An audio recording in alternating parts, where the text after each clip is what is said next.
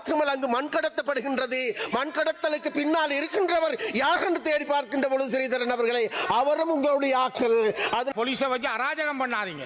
நீங்க போலீஸ் அராஜகத்தை கைவிட்டு உங்களுடைய கட்சியை சார்ந்தவர்களை அங்கு இருக்கின்ற பார் பெர்மிட் விநியோகித்திருக்கின்றார்கள் என்பதை உங்களுக்கு சொல்லிக் கொள்ள விரும்புகிறேன். உங்களோட கதிரியை நீங்க சூடாக்காதீங்க. நீங்க நல்ல மனுஷரா மாறுங்க.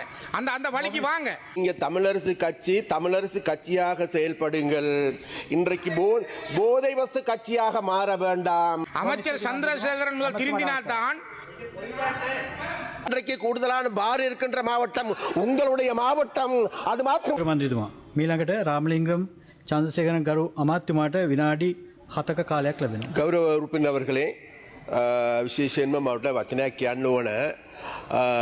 කොවිඩ් සමයේදී විශේෂයෙන්ම ඇන්ටිජන් බරන් ඔරකම් කරපු, ඇන්ටිජන් වංචා කරපු, ඇන්ටිජන් වලින් ගසා කාපු මිනිස්සු ඇවිල්ලා දැන් ඇවිල්ලා කිඹුල් කඳු එලන ඒවා තියෙනවා. ඔයාද? ඔයාට මං කිව්වේ නෑ ඔයාගේ තොප්පිය අරන් දාගන්න මේ. හරි? එතන ඒ වගේ පිරිසක් ඉන්නවා. ඒ තක්කඩි දේශපාලනය කරන පිරිසක් ඉන්නවා. ඒ වනේ තක්කඩියන්ට තමයි අපි කියන්නේ. විශේෂයෙන්ම கௌரவ தவிசாளர் அவர்களே, விசேடமாக இன்றைக்கு எங்களுக்கு எல்லோருக்குமே தெரியும் இந்த அவசரகால சட்டம் தொடர்பிலான இன்றைக்கு ஒரு விவாதம் நடைபெறுகின்றது. இதன் பொழுது எங்களுக்கு எல்லோருக்குமே தெரியும் இந்த அவசர நிலை ஏன் என்று பார்க்கின்ற போது எங்களுக்கு எல்லோருக்குமே தெரியும் இந்த அவசர நிலையை நாங்கள் கொண்டு வருவதற்கான காரணம் கடந்த காலங்களில் எங்கள் நாட்டில் ஏற்பட்ட ஒரு பேரிடர், பேர் அனர்த்தம்.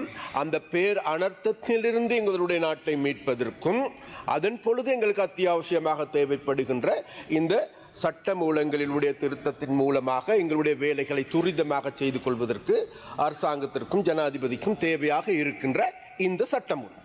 அப்போ இந்த சட்டமூலத்தை நாங்கள் பயன்படுத்தி நாட்டினுடைய மக்கள் நலன் சார்ந்த நடவடிக்கைகள் எடுத்திருக்கின்றமே தவிர மக்கள் விரோத நடவடிக்கைகளை எடுக்கவும் இல்லை, எடுக்கப் போவதும் இல்லை என்கின்ற உத்தரவாதத்தை இந்த உயரிய சபைக்கு நாங்கள் சொல்லி வைக்க வேண்டும்.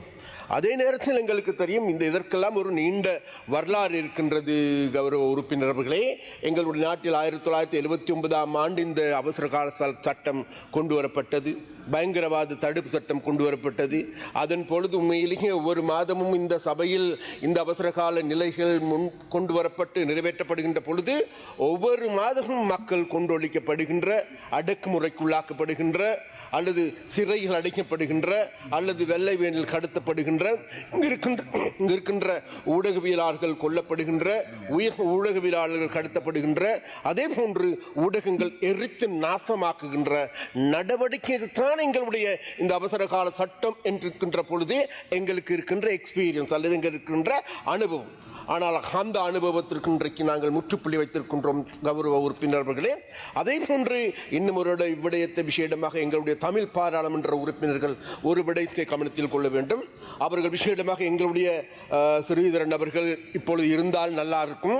இருந்த போது அவர் பேசுகின்ற பொழுது சொன்னோம் ஏதோ தமிழ் மக்கள் மீது இந்த போலீஸ் அராஜகம் கட்டவிழ்த்து விடப்பட்டிருக்கின்றது. கிடையாது, போலீசினுடைய அராஜகம் கிடையாது. விசேடமாக வடக்கில் சென்று மக்களிடம் நாங்கள் கேட்டு பார்க்கின்ற பொழுது அந்த மக்கள் மத்தியில் இன்றைக்கு அந்த அராஜக நிலைமையை ஏற்படுத்துவது யார் என்பது அவர்களுக்கு நன்றாக தெரியும்.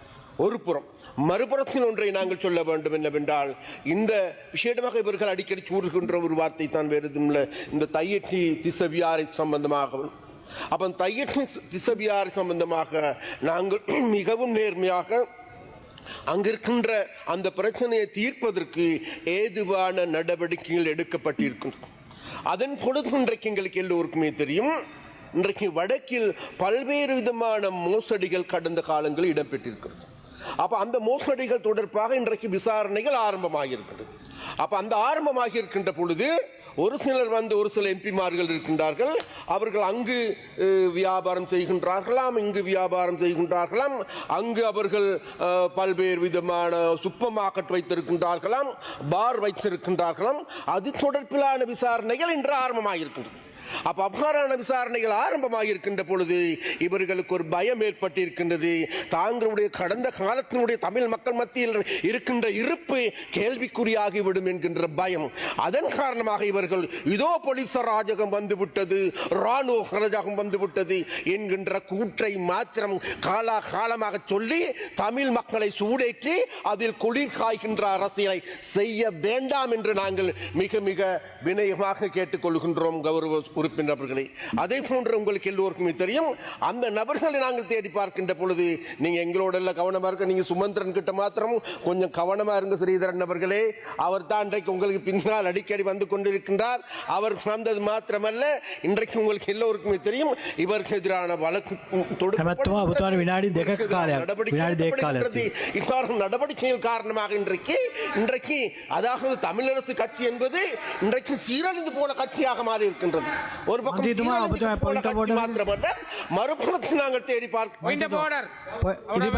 தலைமை தாங்கும் உறுப்பினர் அவர்களே, என்னுடைய பெயரை கௌரவ அமைச்சர் அவர்கள் சொன்னபடியால் நான் சொல்றேன். இந்த கதிரைகளை அமைச்சர் சூடாக்கி கொண்டு வடக்கு கிழக்கு நாசமாக்காதீங்க அமைச்சர் அவர்களே. முதல் வடக்கு கிழக்குல நல்லது நடக்க பாருங்க. அதை விட்டு உங்களோட போலீஸை வச்சு அராஜகம் பண்ணாதீங்க. நீங்க போலீஸ் அராஜகத்தை கைவிட்டு உங்களோட கதிரையை நீங்க சூடாக்காதீங்க. நீங்க நல்ல மனுஷனா மாறுங்க. அந்த அந்த வழிக்கு வாங்க. அமைச்சர் சந்திரசேகரன் முதல் திருந்தினால்தான். அதனால நாங்களும் சொல்லுகின்றோம், அதுதான் வேற எதுவும் இல்லை. நீங்க தமிழரசு கட்சியாக செயல்படுங்கள். இன்றைக்கு போதை வஸ்து கட்சியாக மாற வேண்டாம். இன்றைக்கு உங்களுக்கு தெரியும் நினைக்கின்றேன், நல்லூர் பிரதேச சபையில் என்ன நடந்திருக்கின்றது, உங்களுடைய கட்சிக்காரர்கள் என்ன செஞ்சு கொண்டிருக்கின்றார்கள். நீங்கள் பிரதிநிதித்துவம் செய்கின்ற கிளிநொச்சி மாவட்டம் என்ன நடந்திருக்கின்றது. கிளிநொச்சி மாவட்டத்தில் இன்றைக்கு கூடுதலான பார் இருக்கின்ற மாவட்டம் உங்களுடைய மாவட்டம். அது மாத்திரமல்ல, உங்களுடைய கட்சியை சார்ந்தவர்களை அங்கிருக்கின்ற பார் பெர்மிட் விநியோகித்திருக்கின்றார்கள் என்பதை உங்களுக்கு சொல்லிக்கொள்ள விரும்புகின்றேன். அது மாத்திரமல்ல, அங்கு மண் கடத்தப்படுகின்றது. மண் கடத்தலுக்கு பின்னால் இருக்கின்றவர் யார் என்று தேடி பார்க்கின்ற பொழுது ஸ்ரீதரன் அவர்களை அவரும் உங்களுடைய ஆக்கள். அதனால் அங்கு அராஜகம் கட்டப்பட்டிருப்பது கிளிநொச்சி மீதான அராஜகம் என்பது உங்களுடைய அராஜகம் தான் இன்றைக்கு அங்கிருக்கின்ற மக்கள் மீது கட்டவிழ்த்துவிடப்பட்டிருக்கின்றது என்பதை மறந்துவிட வேண்டாம். அதே போன்று இன்னும் ஒன்றை சொல்லுகின்றேன், இந்த அராஜகம் என்றைக்கும் ஒரே மாதிரி பழிக்காது என்பது, அதே போன்று ஒரே மாதிரி செய்ய முடியாது என்பதை நாங்கள் சொல்லிக்கொள்ள விரும்புகின்றோம். அதனால் கௌரவ உறுப்பினர் அவர்களே, இவ்வாறான நிலைமையின் கீழ் விசேடமாக நாங்கள் இந்த அவசரகால சட்டத்தை பயன்படுத்துவது, கடந்த காலத்தில் அவசரகால சட்டத்தை பயன்படுத்தி நாட்டில் இருக்கின்ற விசேடமாக தமிழ் இளைஞர்கள் கொன்றொழிக்கப்பட்டது உண்மை.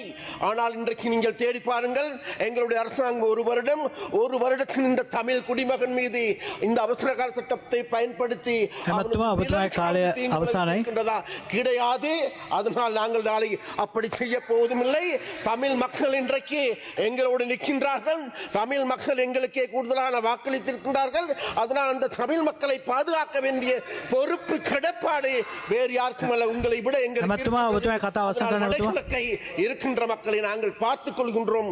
நீங்கள் பாராமுகமாக இருந்து சுமந்திரனிடம் இருந்து உங்களை பாதுகாத்துக் கொள்வதற்கு செயல்படுங்கள் என்று கூறிக்கொண்டு விடைபெறுகின்றேன். நன்றி, வணக்கம்.